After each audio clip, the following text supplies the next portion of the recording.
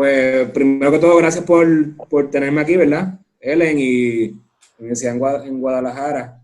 Mi nombre es George Félix, soy franco-puertorriqueño, híbrido, ¿verdad? De muchas culturas y muchas herencias culinarias diversas y precisamente eso es lo que quisiera compartir con ustedes hoy, estas temáticas de la agricultura familiar alrededor del mundo y específicamente en zonas de África y zonas del Caribe. Si les parece bien, pues voy a empezar con algo como para pensar, ¿verdad? Estos son imágenes así que uno encuentra en internet, ¿verdad? De esto de la finca, ¿no?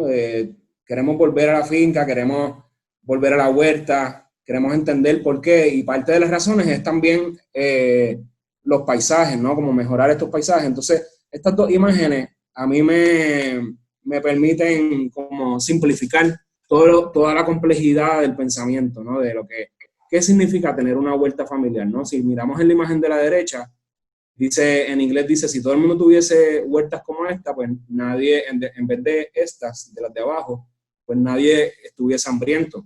Y eso obviamente es un problema mucho más complejo, eso del hambre es mucho más complejo que simplemente tener una huerta o no, pero ese es el potencial, ¿no? Y la imagen de la izquierda, que son esos tres paisajes,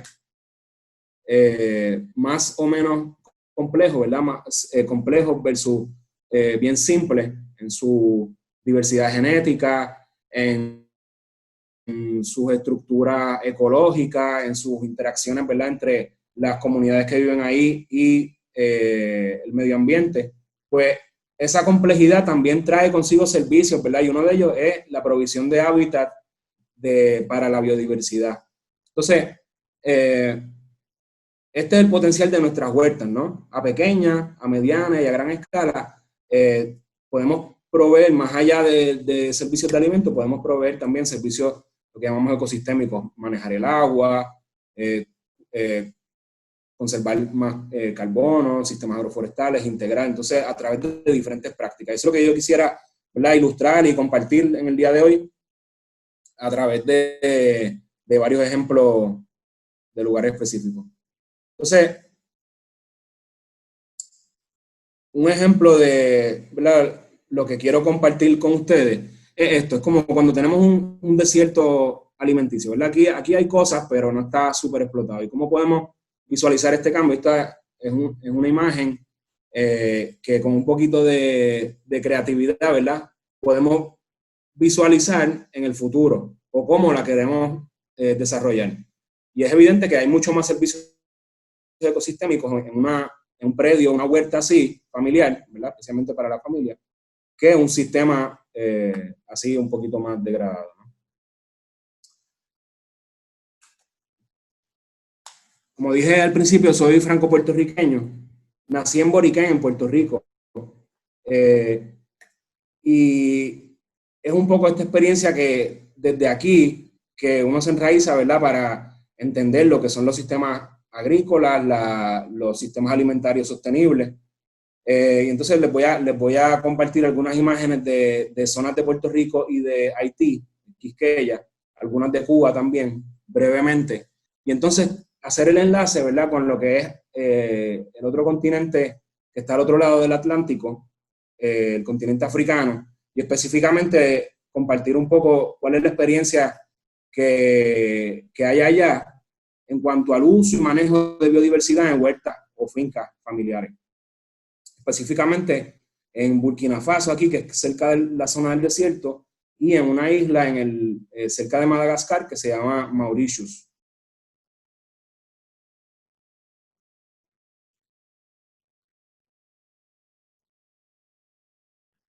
Cuando pensamos en Haití, muchas veces, ¿verdad?, las imágenes que vienen no son las más favorables.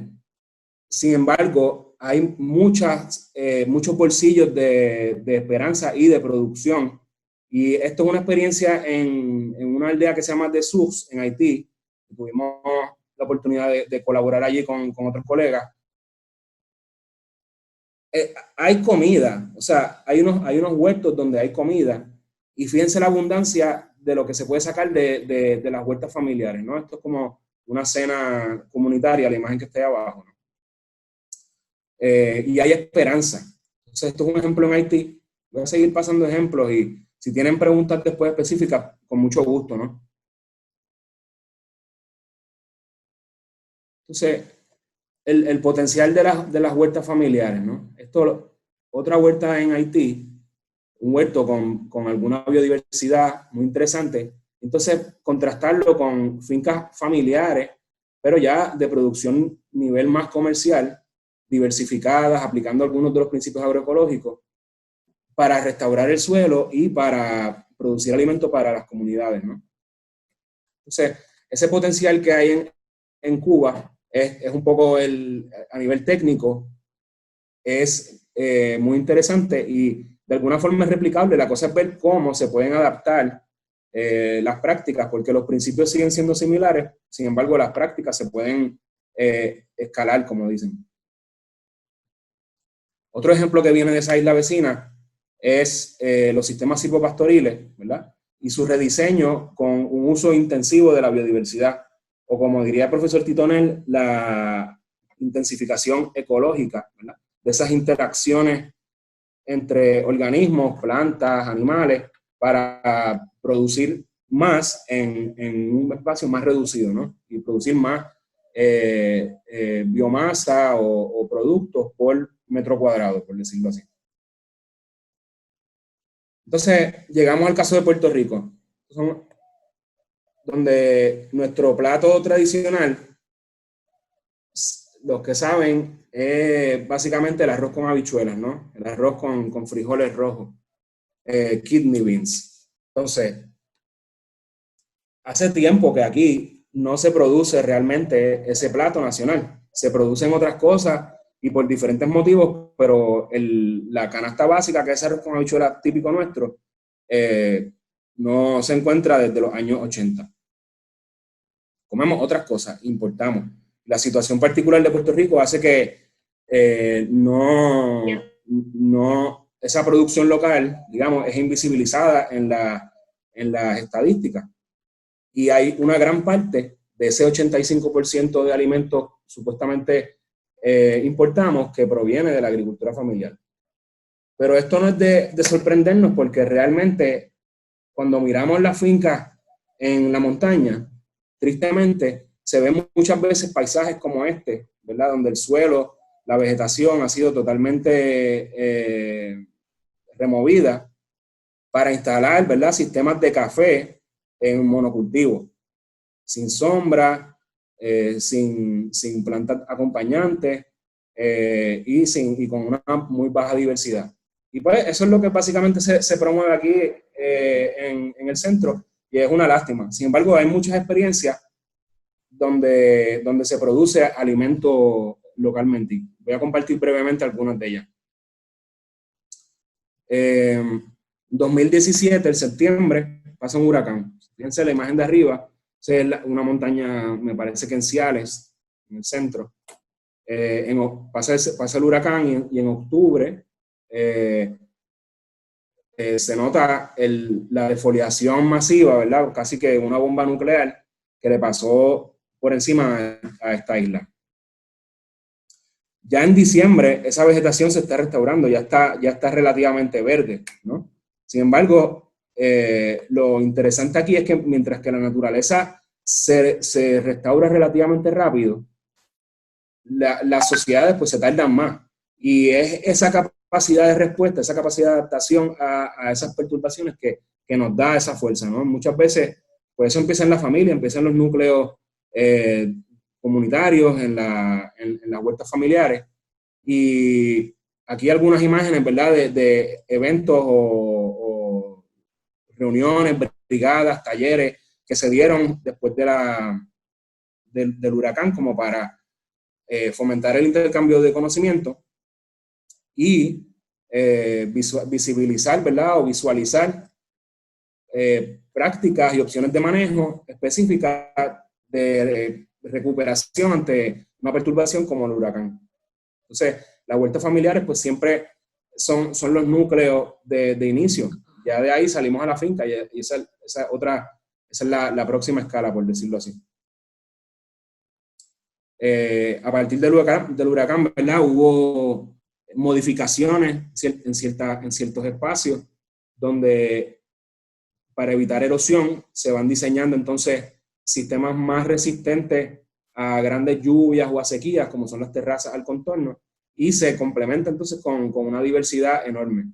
Pues esta imagen es de un predio que es en una finca familiar relativamente pequeña, pero las prácticas pudiesen ser replicables en huertos familiares, ¿no? Urbanos, en este caso es rural, pero en huertos urbanos me refería. Y entonces otro componente importante a nivel académico y también a nivel vocacional, ¿verdad? Más práctico, es también la formación y el intercambio de teoría y de práctica en cuanto a la producción. Entonces esto es un ejemplo en la Universidad de Puerto Rico Mutuado, donde hay un programa formal universitario de 4 años en agricultura sustentable. Y eso es reciente, esto es desde 2016. Muchos de los estudiantes que van allí son ya sea hijos de agricultores o futuros agricultores y agricultoras, ¿no? Y como pues este es un programa único, pero sí hay otros programas vocacionales, como por ejemplo en Lares, en Soyet, que hay cursos vocacionales de agricultura, pues un poco más convencional, pero interesantes de todas formas. Así que eso complementado con los intercambios y las visitas técnicas, tal vez que pudiese, ¿verdad? Tenemos siempre esperanza de que esos servicios los pudiese rendir el Estado, pero muchas veces son iniciativas comunitarias. Entonces, ¿cómo hacemos para fomentar ese intercambio estructurado? Dicho eso, quisiera brincar de continente y pasar brevemente a África y entonces compartir esa experiencia de la agricultura familiar allá y un poco, ¿verdad? Mi aprendizaje de haber compartido con comunidades allá en Burkina Faso, en la zona semiárida de Burkina Faso, una aldea que se llama Yilu. Lo primero es que hablan de desierto, pero la verdad es que hay una diversidad de paisajes agrícolas, ¿verdad? Paisajes silvestres que se diferencian por ya sea localidades geográficas, o sea, microclimáticas, básicamente, y entonces intervenciones del humano y de los animales que rodean las zonas, ¿verdad? Porque esos animales están pastoreando extensivamente. Entonces, esos dos elementos, el humano y los animales, impactan esos paisajes y los van modificando, los van moldeando según las necesidades y según las posibilidades del recurso. Hay una diversidad enorme. Estas dos gráficas representan, por un lado a la izquierda, el aumento poblacional, ¿verdad? Según las estadísticas de la FAO internacionales, son estadísticas accesibles. Y entonces la producción total de alimentos en toneladas.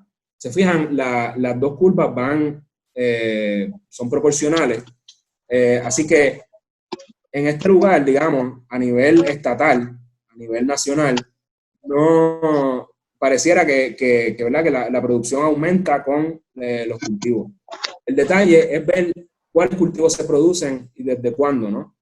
Si nos fijamos aquí, esto es como unas barras de 100%, y es para ver la proporción de productos cultivados, los más grandes, ¿no? Los más importantes. Entonces, aquí si miramos en naranja es sorgo, y el sorgo es un grano súper importante.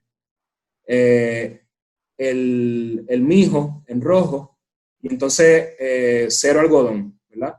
Y si miramos entonces eso en los años 60, y si miramos en los últimos años, vemos aquí la aparición, o sea, aparece el algodón y el maíz como bien importante, mucho más importante. Así que, básicamente, y entonces la caña de azúcar, ¿no? Entonces, estos son cultivos que se introdujeron como en la agricultura industrial. Pero esto tapa totalmente la diversidad de cultivos y de nutrición que la gente puede conseguir en sus huertas y en los paisajes. Un ejemplo así de cambios, pues no tan no tan beneficiosos como hacia la soberanía alimentaria, ¿verdad? Específicamente en la capital de Ouagadougou. Agricultura familiar, urbana, en el centro de la capital, bastante urbanizada y sobrepoblada, ¿verdad? En abril 2017 se notan esos huertos que están aquí, esas manchas verdes, ¿no? Que se alimentaban para el riego del canal que pasa por aquí un poco dando vuelta. Y entonces, en marzo del 2018, apenas un año después, se nota la canalización de esa canal, literalmente, y la desaparición de esa agricultura familiar que proveía alimentos a las zonas urbanas. Entonces, nada, contrastes entre lo urbano, las dinámicas urbanas y las dinámicas rurales. Entonces, no voy a abundar mucho más en esto urbano, pero quisiera compartir entonces esta experiencia rural, donde sí hay agricultura familiar y entonces con una diversidad y unas estrategias innovadoras para manejar especialmente las sequías, periodos de sequía. Esto es un sistema que se llama Slash and Mulch, que básicamente tenemos un arbusto, ¿verdad? Que lo ven aquí en imágenes, que crece durante la época seca y entonces al momento de la época lluviosa se corta y se utiliza como acolchado, como dicen en inglés mulch. Y entonces allí, justo debajo de eso, se siembran entonces los granos, que sería el sorgo. Pues esto es una práctica tradicional, ancestral. Las comunidades la practican desde hace tiempo y se ha estudiado, digamos, como una práctica innovadora para mantener humedad en el suelo, ¿verdad? Y restaurar un poco esa materia orgánica en esos suelos semidesérticos. Esto es otra ilustración de cómo funciona el sistema. Entonces, lo más importante que yo quería compartir con ustedes de esta experiencia en África del Oeste es que ya se había estudiado un poco el manejo del suelo alrededor de las casas, de las comunidades donde viven las unidades familiares, ¿no? Como que hay más fertilidad cerca de las unidades familiares por aquello de los desechos de los animales, los desechos domésticos y demás. Entonces, mientras uno se va alejando de esos círculos, de esos anillos, pues la calidad del suelo va digamos, disminuyendo, ¿no? Entonces, eso es a nivel macro, ¿verdad? Como que a nivel de paisaje un poco. Y lo mismo ocurre a nivel de estas microunidades, microestructuras, que son los árboles, ¿verdad? En los sistemas agroforestales también se acumulan nutrientes más cercanos del tronco. Entonces eso es interesante para cuando diseñamos sistemas agroforestales. Ese es en el caso de los árboles, y los árboles no siempre son cómodos de tener en una finca o en una huerta. Sin embargo, los arbustos, ¿verdad?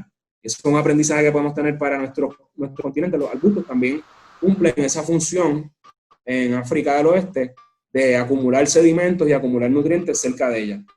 Entonces, son ejemplos de cómo podemos integrar, o más bien por qué deberíamos integrar más diversidad y especialmente más estructuras perennes como plantas de servicio. Esto para huerta familiar y para finca es tan válido. Simplemente la escala cambia y los objetivos hay que revisarlos, ¿verdad? Entonces, hablábamos ¿cuándo fue? El lunes, ¿verdad? O el miércoles. Hablábamos de calidad de suelo y prácticas de mejoramiento. Yo presenté, pues, estas dos, ¿cómo se dice? Estos dos verbos, ¿verdad? Que podemos aplicarle al suelo en términos de calidad de suelo. Podemos ya sea dejarlo tal cual y ni se mejora ni se empeora. Eso le llamamos mitigación. Y entonces cuando lo empeoramos, son las imágenes que vieron así con suelo desgastados, pues le llamamos que se está degradando, ¿no? Un suelo se degrada en su calidad. Sin embargo, lo que queremos alcanzar es más bien lo contrario. Queremos que se agrade ese suelo, que se sienta agradable, agradecido con ese trato que le estamos brindando. Y eso es tan válido en la finca como en la huerta, ¿no? Y no es tan difícil. Es relativamente ameno el proceso de devolverle vida y agradar ese suelo, ¿no? Hay que tener en cuenta que necesitamos materia orgánica y esa fuente de materia orgánica es básicamente nuestros recursos que serían desechos, ¿verdad? Como de la cocina, cáscara y demás. Si tiene estiércol, bien. Y otro desechos que se convierten en recursos directamente, ¿no? Y eso es por la parte, digamos, más física del suelo. Se mejora el suelo por la parte física, se vuelve como más esponjoso y alberga más agua. Entonces, esa es otra propiedad que queremos ir explotando en la finca y en los huertos familiares. Lo otro es lo de la biología del suelo. Queremos que haya más nutrientes, pero también queremos que haya más microorganismos que estén ahí ayudándonos a que esa nutrición del suelo sea más elevada y más adecuada para nuestras plantas. Entonces ahí hay diferentes tipos de insectos y hay diferentes tipos de macroorganismos y microorganismos que queremos promover. Esos son algunos de los indicadores, ¿verdad? De cómo agradar ese suelo. Pues en Burkina Faso se hicieron como una práctica, como unos experimentos con los agricultores y las agricultoras en sus propias fincas con ese proceso de restauración de suelo, ¿verdad? Considerando que más materia orgánica iba a mejorar el suelo. Y fue bien interesante porque no tan solo nos dimos cuenta que los agricultores y las agricultoras entre sí son diferentes, ¿verdad? Hay una diversidad de situaciones, sino que los resultados en sus suelos, que también son diferentes, pues eran heterogéneos. Y en algunos espacios, ¿verdad? En esos verdes y anaranjados, nuestra aplicación de materia orgánica mejoró el rendimiento como indicador, ¿verdad? De que pues si está mejor el suelo, produce más. Y en otros suelos diferentes, un poquito más húmedos tal vez, ese exceso de materia orgánica no fue tan beneficioso. Así que también nos dimos cuenta de esa diversidad de situaciones que hay que tomar en cuenta. No hay recetas realmente, lo que tenemos son principios. Y todas estas pues, observaciones, ¿verdad? O compartir de experiencia, intercambio de conocimiento, siempre se hizo de forma participativa y esta es alguna de las metodologías que llevamos a cabo, ¿no? Conversatorios con las agricultoras y los agricultores en la propia aldea para entender cómo funciona y cómo se puede mejorar, también optimizar, como se dice. Obviamente no todo el mundo ve las cosas de la misma forma. Esta ilustración es simplemente para, ¿verdad?, ejemplificar que los agricultores, digamos, los investigadores o las estadísticas de la FAO las estadísticas internacionales, nacionales, regionales, probablemente ven siempre, muchas veces ven el macro, ¿no? Como la imagen grande desde lejos, abuelo de pájaro o abuelo de satélite. Pero la verdad es que el accionar está en la tercera dimensión, ¿no? En el tiempo, espacio y esa intención de estar ahí, ¿no? Y entonces esa diferencia de visión, pues hay que lograr comunicarse y poder explorar entonces el enlace y ese diálogo, ¿no? Entablar ese diálogo. Eso no es tan evidente ni tan sencillo como tal. Hablando de otras visiones, ¿verdad? Vamos a ver brevemente algunas experiencias de una isla en el este de África, en Mauritius, donde hay otra cultura totalmente diferente, sin embargo los principios de la agroecología se van aplicando y se van explorando como si fuera un lente de estudio, ¿no? De los diferentes tipos de agriculturas, porque no sé ustedes, pero la verdad del caso es que no hay un solo tipo de agricultura, realmente en cada contexto, en cada situación, hay mucha creatividad para poder producir alimentos, animales, hortalizas, y a mí me gusta más hablar de agriculturas en plural, y especialmente agriculturas a nivel familiar, son como ese lineamiento, por decirlo así, político de producir para la familia y para la comunidad cercana. Siempre que se pueda, claro. Entonces, en Mauritius estamos en una zona de producción familiar, ¿verdad? Bastante diversidad, algunas situaciones con enfermedades, apoyo técnico, y entonces se fijan que en la zona más alta, que es más seco, no hay nada de agricultura, sin embargo, en el llano, donde caen los sedimentos, ahí se está sembrando y cultivando. Y bastante exitosamente, esos mercados de esa isla están bastante concurridos y repletos de productos, muchas veces locales, en su gran mayoría para ser una isla tan pequeña. Otro ejemplo que creo que es de los últimos que voy a compartir en este momento es la finca de Bobby, de un muchacho en Mauritius, donde hicimos un experimento para explorar un poco lo que significa mejorar el suelo y pues, esa relación entre la salud de las plantas y la calidad del suelo, ¿no? Y entonces, afortunadamente, pues, tenían un parcho de bosque cercano, ¿no? Estas fincas están rodeadas de un bosque, así que fuimos a explorar un poco ese perfil superficial del suelo en la agricultura súper intensiva, con mucho producto químico, agroquímico, más que todo, agrotóxico, y su equivalente, ¿verdad?, en el bosque. Y se fijan que nada más de verla uno sabe que está mejor. Entonces, lo que resulta súper interesante es poder conversar con estas familias de agricultores. ¿Cuáles son los elementos que brindan más calidad de suelo en ese suelo de la derecha, ¿verdad? Esa hojarasca, se nota que hay más vida, ¿no? Como que hay más humedad, más raíces saludables. Entonces, esas son las características que queremos transferir. No es que queremos que la finca se vuelva bosque, la finca se vuelva un bosque impenetrable, al contrario. Lo que queremos es poder producir, pero entonces utilizando prácticas que nos lleven a cumplir esos principios de mejoramiento del suelo, ¿no? Cómo traemos más hojarasca, cómo aumentamos esa materia orgánica desde del mismo lugar.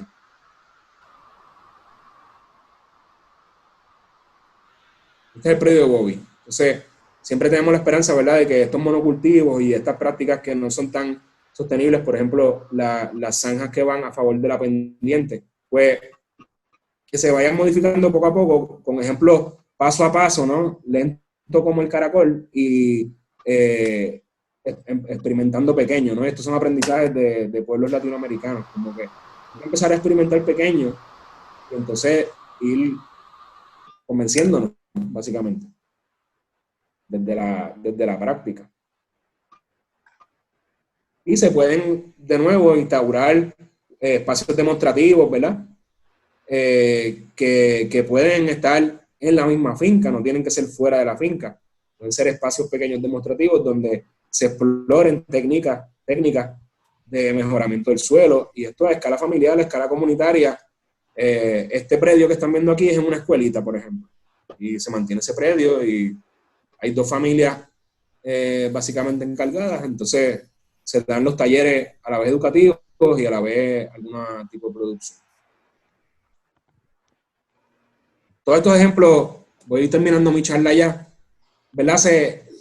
Los compartimos con la intención de aportar opciones, ¿verdad?, o soluciones, entre comillas, a esa erosión de la diversidad genética.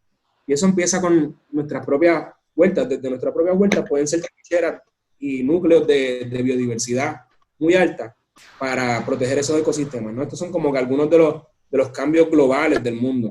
Entonces, de lo más importante es esta integridad de la biosfera, que la hemos impactado tanto que definitivamente desde nuestras propias trincheras en las huertas familiares podemos contribuir a que no se erosione tan rápido, por lo menos, esa diversidad genética y se mantengan esos ecosistemas lo más saludables posible y claramente poder alimentarnos, ¿verdad?, de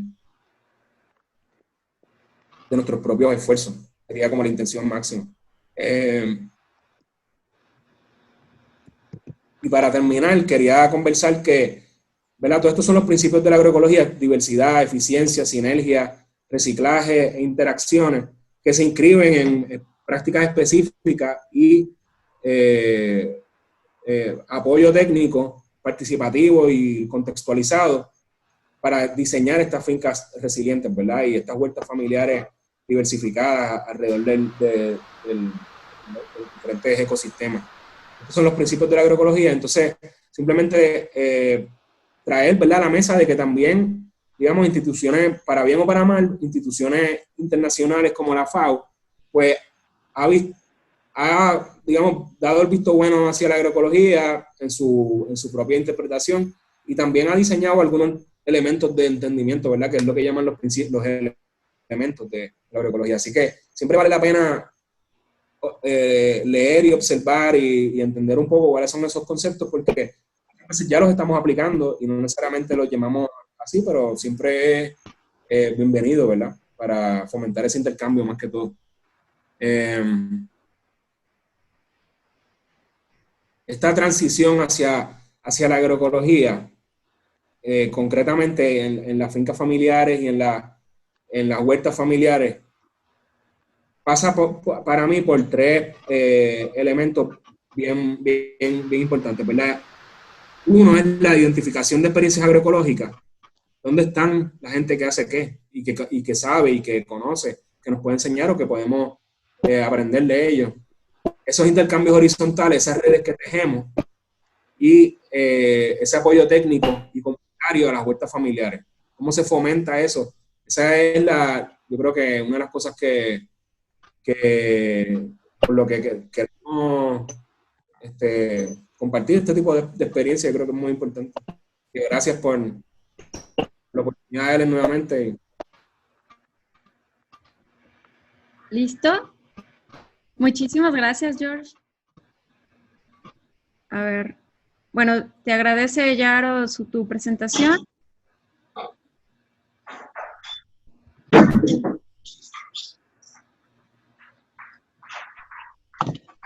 Para mí, nada, es un tema muy, sí, fascinante y probablemente todo el mundo que está acá está interesado.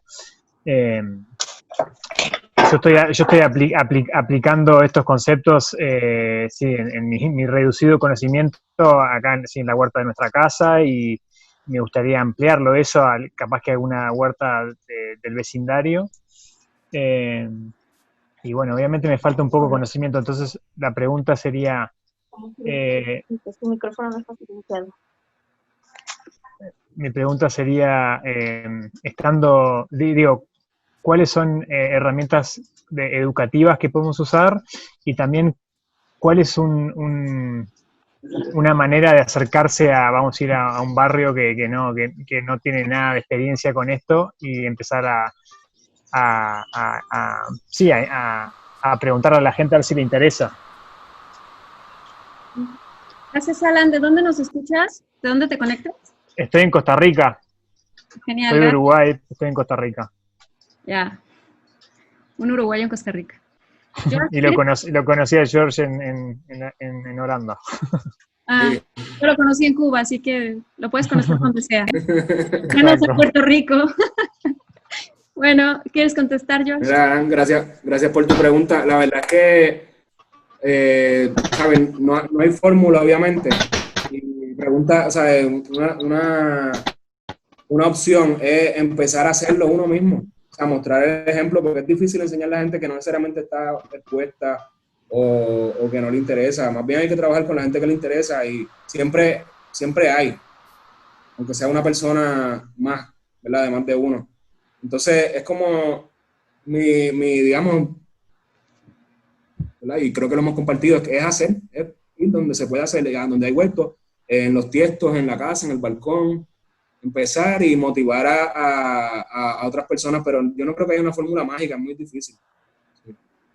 Es retante también. Y creo que yo he optado por realmente poner más esfuerzo en la gente que ya tiene siembra y que están interesados, que no necesariamente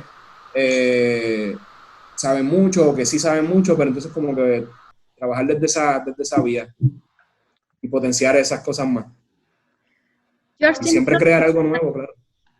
¿Tienes otra pregunta de Rocío Romero? Ella pregunta, ¿cuáles son las bases que consideras para la transición agroecológica? ¿Cuáles son las bases? La última diapositiva que dice. No son las bases, son como, ¿verdad? Acciones que podemos ir tomando desde ya. Esa última diapositiva perdonen, estoy aquí buscándolo. De cosas que se pueden hacer, ¿no? Como que una es hacer ese inventario de las diferentes experiencias agroecológicas. ¿Quién hace composta? ¿Quién tiene lombrices? ¿Quién tiene la huerta? ¿Quién tiene un animal de crianza, ¿verdad? Como que identificarlo, hacer ese mapeo y ese inventario de las comunidades, de con qué recursos contamos. Lo otro es fomentar intercambios de experiencia, intercambios de conocimiento, de brigadas, como cómo hacemos para tener más eventos colectivos, ¿verdad? Y cuando digo colectivo pueden ser mínimo 2 personas, no tienen que ser 20,000. Pueden ser de 2 personas hasta 1,000. Y entonces que a raíz de que se multipliquen esas experiencias prácticas, pues que haya más apoyo técnico y comunitario, que la gente sepa, ¿verdad?, de diferentes temáticas y se pueda compartir las soluciones a diferentes problemas específicos de la conexión. Así que, nada, gracias. Nos desconectamos, parece, y volvemos a conectarnos. Sí. Gracias a todos. Se cae en cualquier momento. Regresamos ya con la presentación de Sebastián, que ya la tengo aquí.